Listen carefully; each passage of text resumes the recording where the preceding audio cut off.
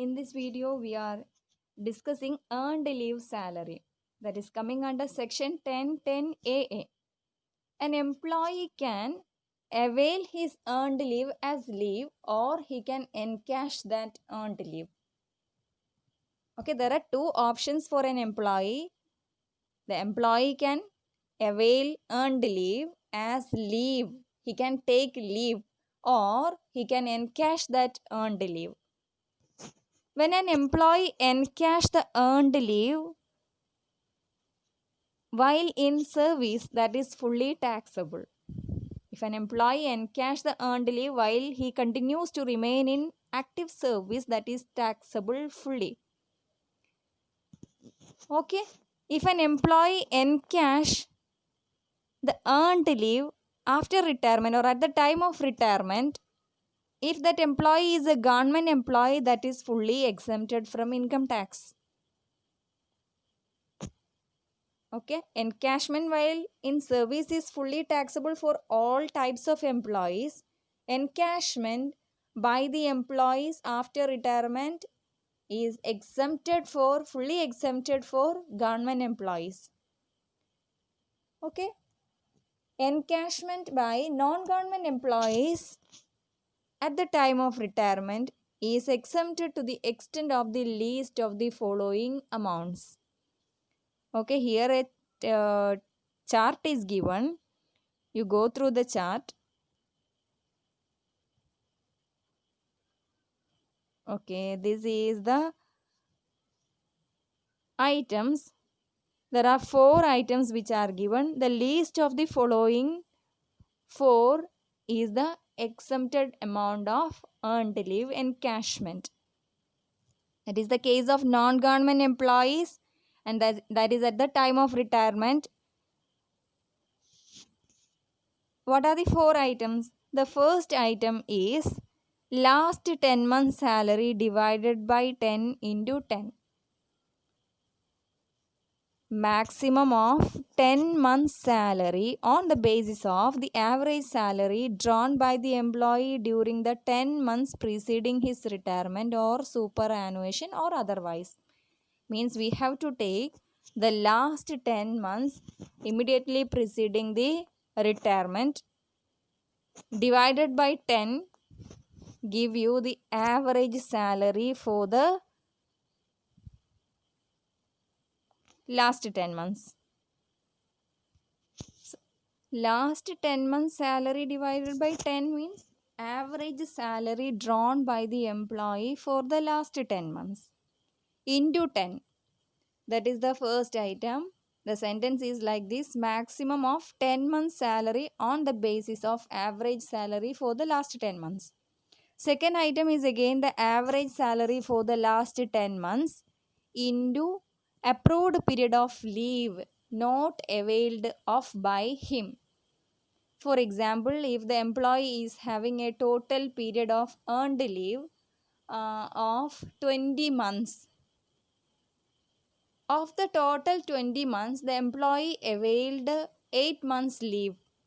The remaining months of earned leave which he can encash is 12 months. Total earned leave in his credit is 20 months. 8 months leave he already availed. Remaining months of leave, earned leave, is 12 months. So the approved period of leave not availed of by him here is 12 months. That is the second item. Last 10 months average salary into 12 months in our example, right? Here salary means salary for HRA. So what is the salary for HRA? Basic salary plus DA forming part of salary, or that is given under the terms of employment, and commission based upon fixed percentage of turnover achieved by him. Okay, these are the 3 items which is the meaning of salary here. Third item is the maximum amount, that is the notified amount that you don't want to calculate, that is the maximum limit given by the government, that you have to remember only, that is rupees 3 lakhs. And the last item is the amount of earned leave encashed, the amount actually received by the employee. So these are the 4 items. Of the 4 items, the least amount is the exempted amount of earned leave salary. Suppose if the employee is receiving earned leave salary from more than one employer, in that case, if the employee already got an exemption for earned leave from a former employer, in that case the maximum limit is reduced by that amount. Suppose if an employee is receiving an exemption of earned leave of 1 lakh in earlier years from a former employer, here the maximum limit for this encashment will be 2 lakhs instead of 3 lakhs. The notified limit is reduced by the amount of exemption already received by the employee. Now we can solve a question. Mr. Ghosh retires on 31st 10 2019 after 20 years of service. He received rupees 1,80,000 as encashment of earned leave for 12 months. His employer allowed 1.5 of leave for every 1 year of service. He has already availed a leave for 18 months. His salary for 2018-19 was rupees 15,000 per month. It was raised to rupees 16,000 per month from 1st April 2019 onwards. Compute his taxable amount of leave encashment. That was a university question which was asked for MCOM. Okay, this is the question. So Mr. Ghosh is having a total 20 years service and he retired on 31st October 2019. And at the time of that encashment of earned leave, he received rupees 1,80,000. Encashment of earned leave or earned leave salary is rupees 1,80,000. That is the amount received by him. His employer is giving him 1.5 months for every 1 year of service. For every 1 year of service, 1.5 month is given as earned leave.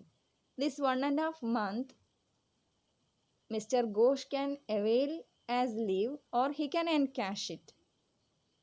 Total years of service is 20. So for 20 years, he is getting 20 into 1.5, 1.5. 30 months leave. For 1 year, he is getting 1.5 month. So for the total 20 years, Mr. Ghosh is getting 30 months earned leave. From this 30 months earned leave, Mr. Ghosh availed leave for 18 months. So he is having 12 months earned leave remaining, which he is not availing. See, not availed as leave. So that 12 months he can encash now. And we are discussing the taxation treatment of the encashment of that period leave, right? Okay. We are moving to the solution now. So for reminding you, our previous year is 1st April 2019 to 31st March 2020. And we are computing the taxable amount of income from salary for this period only. That is our concern now. Total months of leave that I already explained you.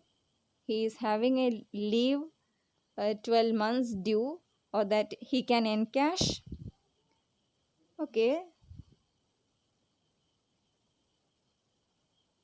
Here salary is having only one item, that is the basic pay. The 10 months preceding the retirement starts from he retires in October 2019. So the 10 months preceding the retirement starts from January to 31st October 2019. January 2019 to 31st October 2019 is the 10 months preceding the retirement. 10 months preceding the retirement starts from January to October. His salary is having an increment of rupees 1000 from 1st April 2019. So January, February, March 2019 he is getting 15,000 per month as salary. From April to October his salary is now 16,000 per month. So for the total 10 months his salary is 16,000 into 7, 1,12,000. 15,000 into 3 months, 45,000. Total 10 months salary is rupees 1,57,000. 1,57,000 is the last 10 months salary divided by 10, 15,700. That is the average salary for the last 10 months. So here the first item is rupees 1,57,000. Second item is last 10 months average salary into approved period of leave. Approved period of leave is 12 months. Last 10 months average salary is 15,700. So 15,700 into 12 will give you 1,88,400. Third item is the notified limit, that is rupees 3 lakhs. And the last one is the actual amount received by Mr. Ghosh, rupees 1,80,000. Of the 4 items, the least amount is 1,57,000. That is the exempted amount of earned leave salary. So the taxable portion of earned leave salary is equal to the amount received by Mr. Ghosh, 1,80,000 minus the amount exempted, 1,57,000. Rupees 23,000 is the taxable earned leave salary. Okay. So to conclude, earned leave encashment can be discussed under 3 situations. Earned leave encashment while in service is fully taxable. Earned leave encashment at the time of retirement by the government employees is fully exempted from tax. Earned leave encashment at the time of retirement by the non-government employees is exempted to the extent of the least of the 4 items. First item, last 10 months salary on the basis of average salary, maximum of last 10 months salary on the basis of average salary, amount of salary for the approved period of leave. Third item, the notified limit of rupees 3 lakhs. And the last item, fourth item, is the amount of earned leave actually received by the employee. So that's all about earned leave encashment.